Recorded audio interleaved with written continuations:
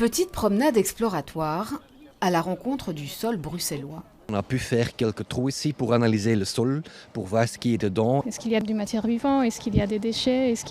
Qu'est-ce que les choses qu'on va trouver peuvent nous dire ou raconter de l'histoire de ce site? Armés de pelles et de gants, on s'enfonce dans la réserve naturelle du Mourasque, à Evere, non loin du site de Scarbeck Formation. Pour en apprendre davantage sur ce qui se passe sous nos pieds, l'équipe a procédé à un test un peu particulier. Il y a 3 mois, on a enterré avec les citoyens et les participants à la première action un slip en coton, donc ça c'est important, 3 fois le même. Et là, c'est l'idée de voir, en comparant, si on retrouve le slip, en regardant comment il a évolué, comment la vie du sol l'a, oui ou non, altéré, est-ce qu'on peut en apprendre sur la vie qu'il y a dans ce sol-ci. Et 3 mois plus tard, il ne reste plus grand-chose, signe de la grande vivacité du sous-sol. On y est presque. Voilà. Ouf. Que dois-je dire? C'est un slip, apparemment.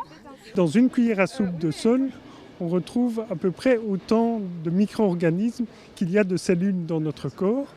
Il faut bien que ces petites bestioles, ces micro-organismes mangent. Et donc quand on leur donne à manger, ils dégradent. Quelques minutes plus tard et quelques mètres plus loin, les restes du deuxième slip, enfouis dans un milieu très différent du premier, retrouvent la lumière du jour et révèlent une activité du sol d'une autre vigueur.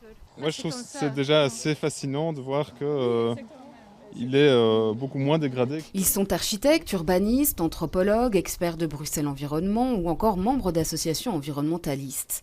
Ensemble, ils ont créé le projet Super Terram. Leur ambition, interroger notre relation au sol urbain, mais aussi attirer l'attention sur l'importance du sol dans les projets d'aménagement.